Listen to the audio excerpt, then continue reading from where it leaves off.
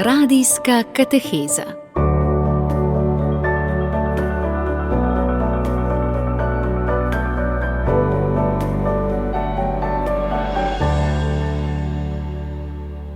Dober večer, dragi prijatelji, ki nas zvesto spremljate vsako tretjo soboto v mesecu v radijski katehezi za bolnike in starejše. Z vami bom sestra Meta Potočnik in naj vam kar predstavim stalnega diakona Alojzija Štefana, ki je prijazno sprejel moje povabilo in pripravil vsebino kateheze. Dober večer. Dober večer. Glejte, gospod Štefan, povabila sem vas, ker ste bili lanskega oktobra posvečeni v stalnega diakona in ker vem, da ta služba v prvi vrsti pomeni služenje in to predvsem ubogim vseh vrst oziroma kamor vas pač škof namesti. Prosim najprej, če nam lahko pojasnite, kakšna je razlika med stalnim diakonom, to, kar ste vi, in diakonom bogoslovcem, ki želi postati duhovnik in je bil tudi takrat posvečen, brat Martina Goloba z vami v Šmartnem pri Litiji? Ja, najprej je razlika v tem, da jaz sem poročen, on pa ni. In on je ravno z diakonskim posvečenjem tudi dal obljubo, da bo ostal neporočen za Božje kraljestvo. In iz tega sledi tudi, da je moja prva posvetitev družina in zakon in je prva skrb tudi moja, da ostanem pač zvest temu prvotnemu poslanstvu in kot rečejo popularno, klic znotraj klica, potem je pa tudi, da pač pomagaš duhovnikom in drugim v cerkvi oznanjati evangelij in predvsem pa služiti ubogim in vsem tistim, ki so pač pomoči potrebni. Druga razlika je, da je stalni diakon nekako sredi življenja. Jaz hodim v službo, sem član družbenih skupin in društev, recimo gasilskega društva, pa kulturnega društva. Do nedavno tudi sem bil pač v politiki malo aktiven, bolj na lokalni ravni. Pa še kje bi se našlo, da sodeluješ in si pač v soseščini, v ulici, tam, kjer se karkoli dogaja, sem pač jaz normalno pač zraven. Poleg tega, pa da si sam tudi nek krog ali sorodstva ali drugih socialnih mrež ustvarjaš in tam že kot oseba, kot posvečen pač služabnik cerkve, pričuješ že per se, potem pa tudi, kar rečeš, kar oznanjaš, kar razložiš, kar pomagaš, svetuješ, morda obiščeš koga, se pogovarjaš z njim. Dočim je pri diakonu bogoslovcu v prvi vrsti je tudi služenje oziroma učenje služenja, še bolj tako konkretno v življenju, na župniji, ampak temeljni namen je pa lep priprava na duhovniški poklic, čim več stvari videti, od blizu jih poskusiti, jih delati in že s temi pač možnostmi, ki jih ima diakon, da sodeluje v liturgičnem življenju župnije, pa v znanjevalnem življenju, pa karitativnem, se veliko tega, bolj sproščeno tako nauči od svojega mentorja in seveda se s tem neposredno pripravlja na duhovniško službo oziroma mašniško posvečenje. Ja, hvala lepa. Pa me še zanima, najbrž imate pa tudi del molitvenega bogoslužja kot duhovniki, del vašega služenja. No, to je pa drugo, da skupno nama je pa to, da sva pač poklicana v služenje v cerkvi s posebnim posvečenjem in pač škofovim naročilom in tudi molitveno bogoslužje je en del najinega skupnega dela za cerkev, molitev in sodelovanje pri bogoslužju. Midva, ker sva slučajno dva, zdaj v isti župniji, v Moravčah je tudi Matija, se tako malo menjava, enkrat je en pri oltarju, drug nekje, jaz sem velikrat za orglami in spremljam ljudsko petje ali pa kaj drugega počnem.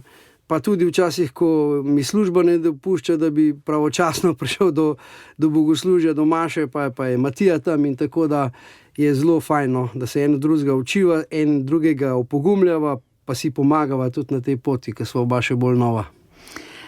Kakšno vlogo pa ima pri tej odločitvi žena bodočega diakona in zakaj ste sploh stopili na to pot? Ključno. Ona je, kakor bi rekel, en lakmusov papir Božje volje. Če žena ni za to, tudi Bog ni za to.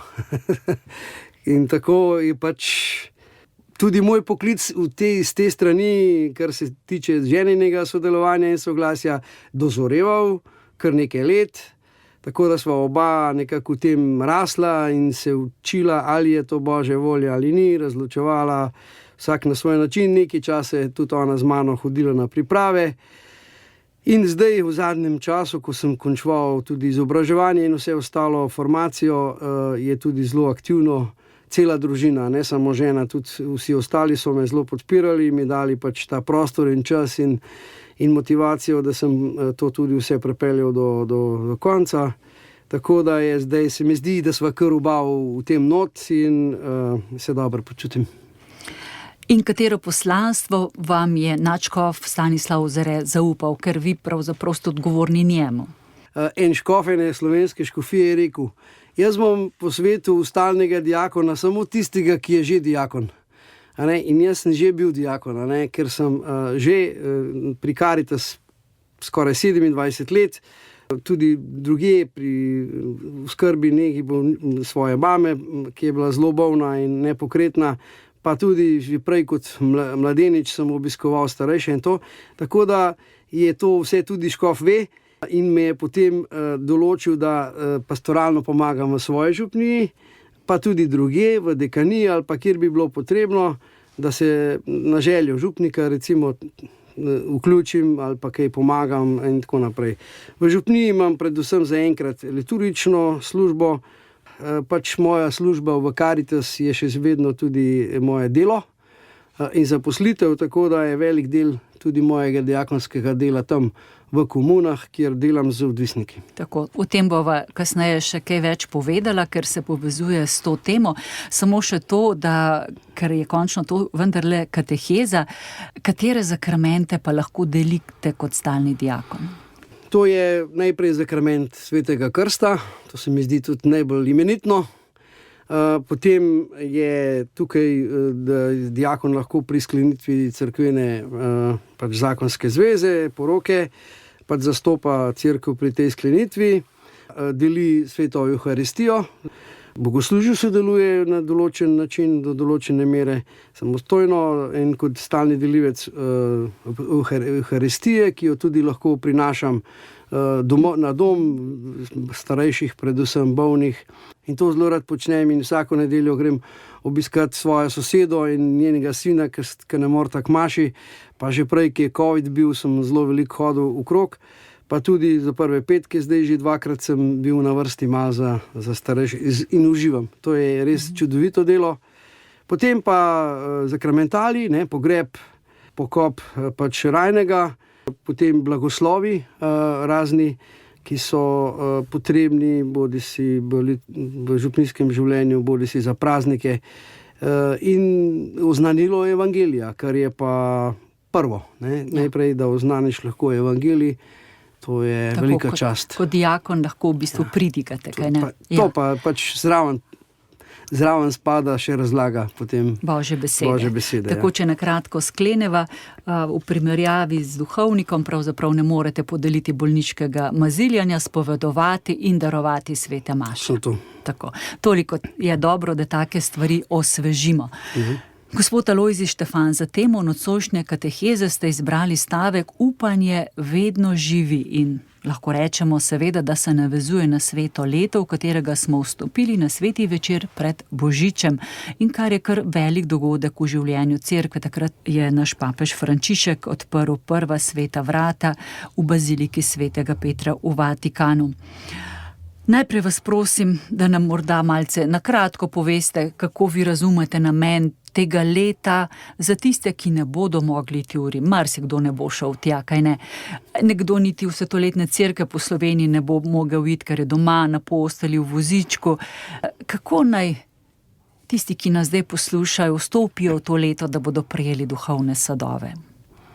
Ja, največji duhovni sad svetega leta je živo doživeti Božjo ljubezen. To si zelo želi naš papež in pravi: zahrepenimo po Božji odrešenski navzočnosti. In da bi to navzočnost začutili, nas bo k temu spodbujalo tudi to leto romanja k izviru upanja. In to je najbolj ključno. Mi moramo vsak v svojem življenju odkriti odkje izvira trdno in živo upanje, ki nas vodi v življenju, ki nas tolaži, ki nam dviga nekako veselje do življenja, to pričakovanje polnosti življenja z Bogom enkrat, če že tako rečemo.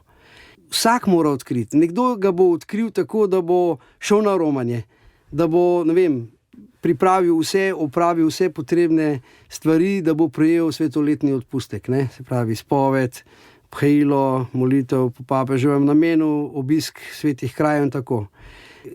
Starejši in bolni, pa ker ne morejo pač iti od doma ali pa potovati, v sveto deželo ali pa v Rim ali pa tudi v kakšno svetoletno, kot ste rekli, cerkev, imajo pa po mojem čist takem mišljenju dve možnosti. Eno je, da se v duhu pridružijo vsem, ki bodo romali. Bodi si preko sredstev družbenega obveščanja, medijev, marsikakšna romanje, sveta maša bo prenašana ali po radiju, po televiziji, tudi o papeževih dejavnostih v svetem letu bo zelo veliko poročanja. In takrat se enostavno, če le zmorejo, pridružijo temu vzdušju svetoletnega romanja in se prestavijo, se sami sebe dajo noter v te čevlje romarjev, in so v duhu z njimi. Z molitvijo so najlažje povezani. Se pravi, ko veš, da je tvoja župnija Roma v Rim, pa bodo šli skozi sveta vrata, morda bo pa kdo se spomnil, pa bo to posnel na svoj telefon in bo poslal po mailu ali pa po SMS-u, ali pa bomo, se poklicali in rekli, zdajle smo pa v baziliki ali pa smo pred vrati in gremo not in lahko povabimo te starejše ljudi, da se nam pridružijo. Druga stvar je, da darujejo svoje trpljenje, stiske, probleme, tudi te oviranosti, ki jih imamo ali zaradi starosti ali zaradi bolezni, in vse z namenom, da bi vsi, ki iščejo upanje, našli to upanje v Jezusu Kristusu.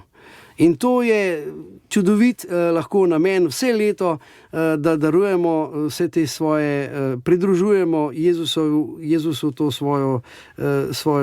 svoje darove. In tretja pot, po kateri lahko doživljajo sveto leto, je, da mi zdravi, pokretni in tisti, ki nimamo teh oviranosti, prinašamo sveto leto njim domov, da jih obiščemo, da si vzamemo malo več časa zanje. Ne samo kljuka, dan, tudi včasih mi, ki prinašamo pehilo, dan, kako ste, pa že začnemo molitve, pa tako naprej in se poslovimo. Morda kakšno stvar povemo, podelimo, kakšno sliko pokažemo, kakšen posnetek odkje. Razložimo jim tisto, kar oni pač ne morejo vedeti, ker niso tako živo zraven. In da z njimi preživimo malo več časa in prinašamo to vzdušje svetega leta in to, kar se dogaja k njim. No, to ste zdaj res, se mi zdi, zelo konkretno povedali. Ob tem bi pa samo še spomnila vse, ki nas poslušajo, pa so mogoče bolj spretni z računalnikom, da naj res starejšim pokažejo, ker je že na straneh Radia Vatikan je polno posnetkov in tudi v živo so pravzaprav odprtja svetih vrat, vseh teh največjih dogodkov, vse to poteka v živo, na YouTubu se najde, tako da res vabimo vnuke, vnukinje, otroke teh starejših in bolnih, da jim kakšne stvari pokažejo in bo zelo drugače se nekako povezali s tem. Pa tudi ob tej priložnosti lahko poveva, da pravzaprav vsa večja svetišča v Evropi imajo vedno stalno na svojih spletnih straneh dostop in snemanje vseh slovesnosti in na primer v Lurdu lahko vedno gledaš Asizi tudi. V Asiziju lahko vedno gledaš grob svetega Frančiška, v Lurdu vedno lahko gledaš, kaj se dogaja v votlini. Ja. In zdaj sva že pri besedi upanje, ki je ena od 3 teoloških kreposti, vera, upanje, ljubezen. Papež je izbral upanje, je že vedel zakaj, kaj, malo ste že omenili, kaj to upanje bi bilo, pa ga še malce razprostrevam. Ja, upanje je poleg vera, kot ste že rekli, ena od teh božjih kreposti, ki so temelj našega dušnega in krščanskega delovanja. Bog jih vliva v naše življenje, v naše duše preko svetega duha in nas usposablja, da bi bili njegovi otroci, da bi bili z njim združeni in bi enkrat prišli k njemu v večno življenje. To se pravi, če se držimo teh kreposti, med njimi je upanje, ki izvira iz vere in ki se uresniči v ljubezni. Zato je v sredini. Najprej je vera, kot pri Abrahamu in tako naprej. In potem, ko verujemo in nekaj za to tudi naredimo, potem upanje postane tista krepost našega življenja, ki nas vodi k izpolnitvi. Vsako upanje ima svoj končni cilj v neizpolnitvi. Se pravi, jaz ne bom upal, da bom, postal to in to, če ne bom nič naredil za to. Se pravi, upanje je kot reka, po kateri gremo iz izvira proti izlivu, proti cilju, torej v nas deluje Sveti Duh, ker zaupamo v Kristusove obljube, tudi upamo, da bomo enkrat v večnem življenju z njim srečni. In seveda brez Svetega Duha je to upanje tako lahko, tehnično. Upam, da mi bo to uspelo, upam, da bom, naredil izpit in tako naprej. Ampak rad bi samo to poudaril, da upanje je prazno takrat, kadar mi nič ne naredimo. In je prazno takrat, kadar samo na se računamo. In je dobro in koristno in nas nekam pelje, če oboje združimo. Se pravi, da smo trdno zasidrani, en od simbolov je tudi sidro, da smo trdno zasidrani v tem, kar je Bog za nas pripravil, kar nam je določil za naše poslanstvo, za naše življenje, to se pravi, z eno besedo lahko rečemo, kar je Božja volja, in potem, da mi tudi nekaj naredimo, vsak kar more. Otrok nekaj, starši drugo, starejši spet drugo, zdravi tako, bolni drugače. Malo tvegano, ker ne vemo izidov, na koncu ne vidimo, ampak zaradi vere v prihodnost, v večnost, v končni fazi, se ta vložek potem spremeni v nek rezultat.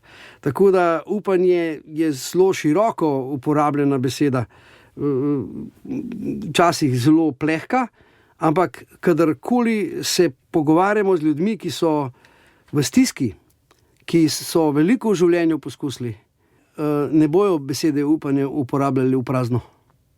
Takrat veš, da je za tem stoji ves njihov trud in vsa njihova vera, da bi se izpolnilo tisto, kar upajo. Posebej v težkih situacijah najbrž bolj izkusimo moč upanja, je tako? Je tako, ja. Najbrž v vseh teh letih vašega dela pri Karitas, ste se srečali z marsikatero težko izkušnjo ljudi. Ja, gotovo. Vidim recimo tisti, ki so prišli po pomoč ali po nasvet ali enostavno povedati svojo stisko, so že veliko poskusili. To vidim tudi pri svojem delu z mladimi, ki so žrtve zasvojenosti in odvisnosti, da so že vse sorte poskusili. Zdravili se tam, pa na psihiatriji, pa na raznih drugih programih, pa so sami poskusili že recimo nehati jemati drogo ali pa piti alkohol ali karkoli. In vidijo, da jih to uničuje, in tudi drugi jim to povejo, domači, prijatelji, sodelavci. Iz teh neuspehov, iz teh neuspelih poskusov so prišli v neko stanje brezupa, in mislijo, da zanje ni več priložnosti. Ampak ko se ponovno potem odločijo, da poiščejo pomoč, vidim v njih to. Morda pa tokrat uspe. Morda pa je zame prišel tudi čas in priložnost, da dokončno se rešim tega bremena. In to je prva vstopna točka. Potem, ko začneš nekaj vlagati v to, delati, se truditi, delati korake, spoštovati neka pravila, razumeti tudi sam sebe in svojo psihologijo in svoje telo in svojo družino in vse, potem mi pa to upanje postaja bolj trdno. In že potem lahko malo investiraš noter in sebe daš in potem počasi, ko se s preteklostjo razčistiš, ko odložiš ta bremena, se zasveti zarja upanja, jaz pravim. No, vidite, zato je tako lepo, da je simbol svetega leta so vrata, ne? Se pravi, kljuka, ki je odprta, oziroma vrata so že odprta in mi moramo stopiti skoznje. Zdaj sva že pri tem, ne, pri različnih simbolih, barva, prej ste že omenili sidro, tudi zdaj ta simbol, ki je pravzaprav ljudje, ki se držijo skupaj križa in je sidro. Kaj bi pa lahko rekli o tem simbolu? O barvi. O barvi in sidru. Ja, zelena barva sprošča. To je psihološko dokazano, pozitivno deluje na možgansko skorjo in tudi na druge globlje strukture v možgan, da se sprostijo, da vidijo neko možnost, neke rešitve, neko v sproščenosti, svobodi, začnejo razmišljati drugače. In tudi počijemo, pravijo, če gledamo v zeleno površino ali v gost ali na travo ali kamorkoli. Potem je zelena barva tudi simbol upanja zato, ker je tudi simbol pomladi, vedno novega vračanja, ne? Ko je jeseni vse nekako usahne, po zimi ni, potem pa kar naenkrat postane vse zeleno in se začne nov krog. In tako upanje vedno odpira nek nov krog človekovega življenja in novo priložnost daje za življenje in tudi seveda za reševanje kakšnih težjih in težkih situacij. Simbol sidra je pa, kot sem že rekel, eno je ta duhovni simbol, da smo zasidrani v tisto, kar resnično prinaša upanje in je tudi zraven vedno neka vrv, se pravi, da se moramo tudi sami potruditi, povzpeti, se prijeti za vrv, pustiti se potegniti ven. Ta vrv vedno pelje v nebo, a ne? Vedno pelje v varen pristan. Jaz velikokrat rečem fantom, ki prihajajo na zdravljenje v naše komune, da komuna ni vedno pot naprej, divjam, da bom prihitev sam sebe in, ne vem, ogoljufal svojo zasvojenost, da se jo bom rešil. Ampak je pot nazaj. Pot nazaj tja, kjer sem še vedel, kje sem in kaj delam. Da se v miru ozrem okrog sebe, kaj je možno, kaj lahko naredim, kje potrebujem pomoč, kje potrebujem Božjo pomoč.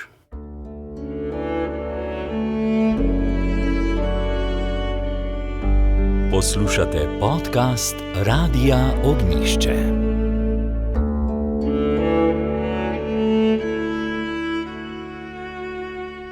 Gospod Alojzij Štefan, nadaljujeva s katehezo o upanju, ki ne mine. In kot kristjana seveda ne moreva mimo svetega pisma. Na številnih mestih govori o ljudeh, ki so bili sposobni upati in s tem so tudi ne samo preživeli fizično, ampak so pravzaprav nam zgled in Bog nam govori po njih. Jaz bi na prvo mesto dal Abrahama, ker se mi zdi, da je prav učitelj upanja. Začel je s poslušanjem, potem je veroval temu, ki mu je govoril. In potem je upal, da pride tja, kamor mu je bilo obljubljeno. In to upanje se vleče kot rdeča nit skozi vse Sveto pismo.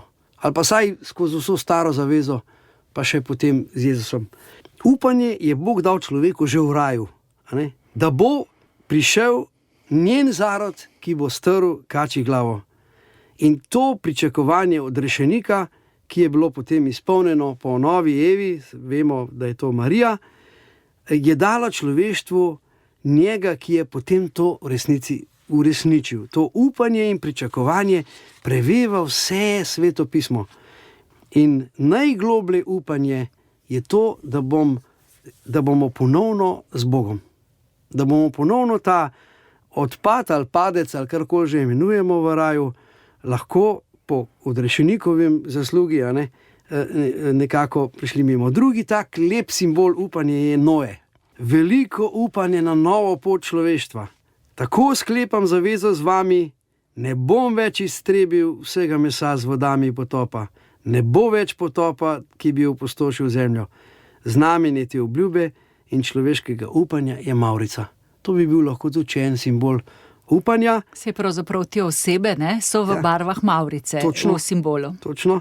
In mavrica je, ne moreš jo prijeti, ampak jo samo vidiš in ko prideš tja, je spet ni, se pravi, je pa prepričljivo, da je po dežju sonce.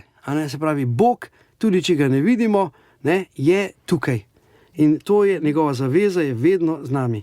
In vsak, posebno pa mi, ki smo starejši že, pa še tisti, ki so še potem bolj ali bolni, ali imajo druge življenjske preizkušnje in težave, še bolj začnemo čutiti to. Potrebo potem, da sem gotov, da bom enkrat spet z Bogom. Ker to edino človeka usreči in izpolni. To upanje tudi prelepo zveni iz psalmov. In ti psalmi še danes prepevamo in molimo. To je dragoceni zaklad vse te judovske, verske, religiozne in druge kulturne dediščine, ki tudi če vse drugo odmislimo, so čudovite pričevanja o tem neuničljivem upanju. Le pri Bogu se umiri moja duša, kajti od njega je moje upanje. Ti moje upanje, o Gospod, moje zaupanje od rane mladosti. Blagor mu, komur je Bog Jakobov v pomoč in je njegovo upanje v Gospodu. Izraelovo upanje je Gospod. To so besede psalmov, ki jih z užitkom berem vsak dan in molim ob njih. In mislim, da je to vse to sporočilo, vse te poti in stranpoti in iskanja in teme in megle in ne vem česa vsega, je Bog vedno razsvetlil ravno s tem. Veruj, upaj in boš pri meni. In boš z mano, jaz pa sem ljubezen. Gospod Štefan, kako pa vi osebno to upanje živite? Kdaj se je pokazala njegova moč v vašem življenju? Ja, kot pri večini drugih ljudi, v potrebi, stiski. Tudi ko sem bil v tujini, velikokrat sem upal, da bom varno prišel domov. Recimo, ko sem delal izpite, sem študiral v Zagrebu, pa še tako jezika nismo kaj preveč znali in tako. In sem včasih šel takole proti faksu, pa sem rekel, Gospod, daj samo tisto, kar sem se naučil in kar znam, da bi takrat povedal, kaj treba. Drugega nič ne prosim. Upam, da bom to, kar sem delal in kar sem vložil, da bom lahko pokazal.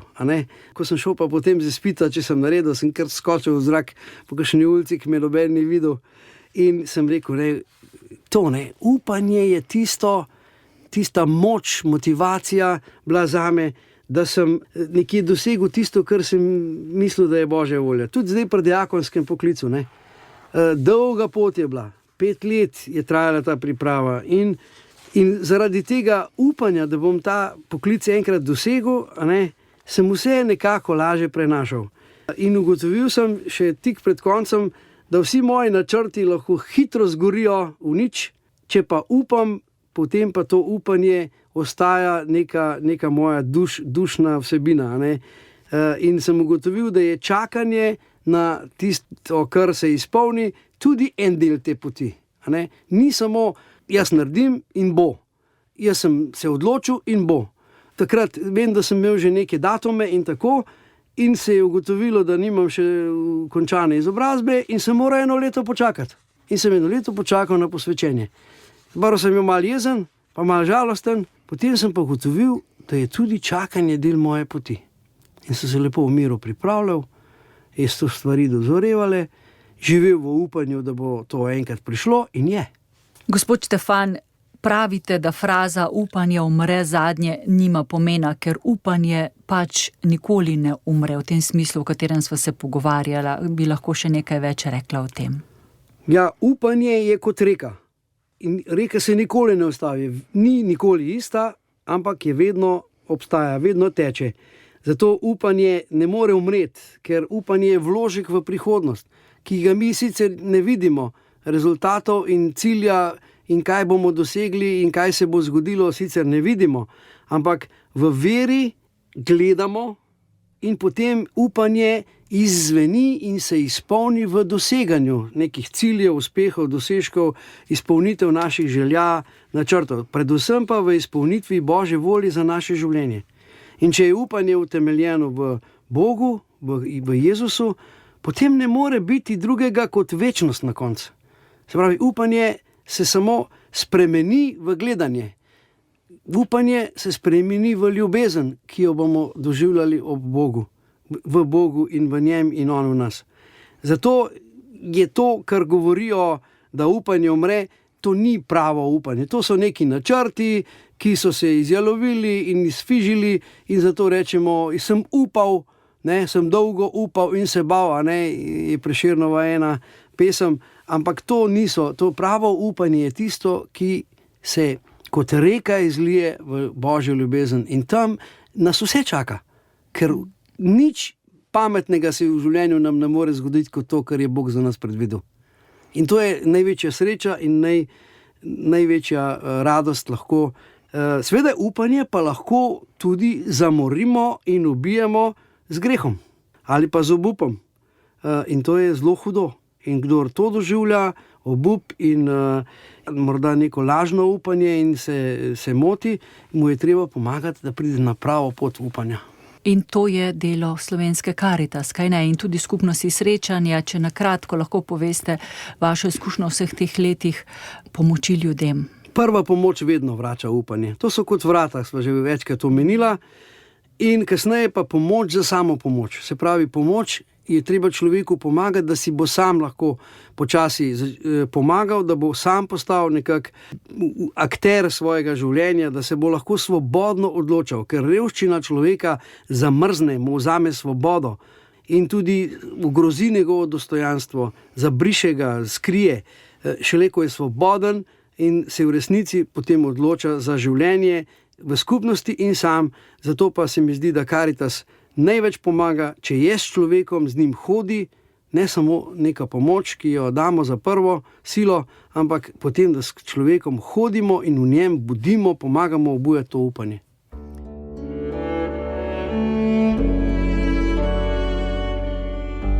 Poslušate podcast Radia Ognjišče.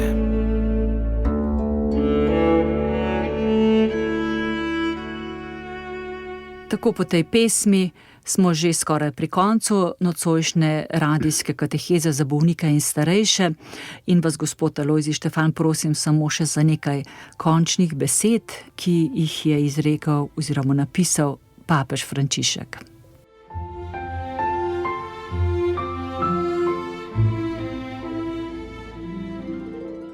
Vsi upamo. V srcu vsakega človeka živi upanje kot želja in pričakovanje dobrega, kljub temu, da ne ve, kaj se bo zgodilo jutri. Ta človeška upanja lahko prek nas srečajo krščansko upanje. Upanje, ki se rodi iz vere in živi v ljubezni. Upanje, ki presega vsako človeško željo, saj odpira misli in srce za življenje in večno lepoto. Upanje nikoli ne razočara. Upanje ni nikoli nepremično. Upanje je vedno na poti in nas spodbuja k hoji. Pojdite torej naprej z zaupanjem. Nam na dušo polaga papež Frančišek.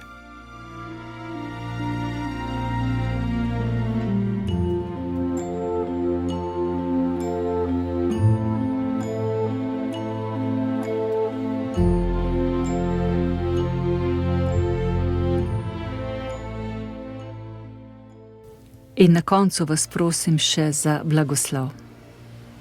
Gospod z vami In s tvojim duhom blagoslovi in varuje, ozdravi in nam da vedno čutiti svojo ljubezen, vsemogočni Bog Oče in Sin in Sveti Duh. Amen. Slavimo Gospoda in naj bo naše upanje vedno. Bogu hvala. Tako, gospod Alojzij Štefan, res hvala za to nocojšnjo katehezo. Molite za vse nas. In prosiva pa lahko tudi vse, ki nas poslušajo, da molijo za vse stalne diakone, bogoslovce, duhovnike, za zvestobo in ustvarjalno služenje v cerkvi. Hvala vam, ki ste nas poslušali.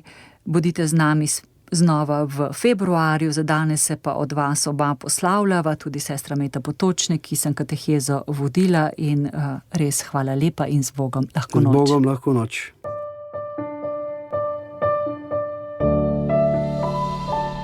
Radijska kateheza.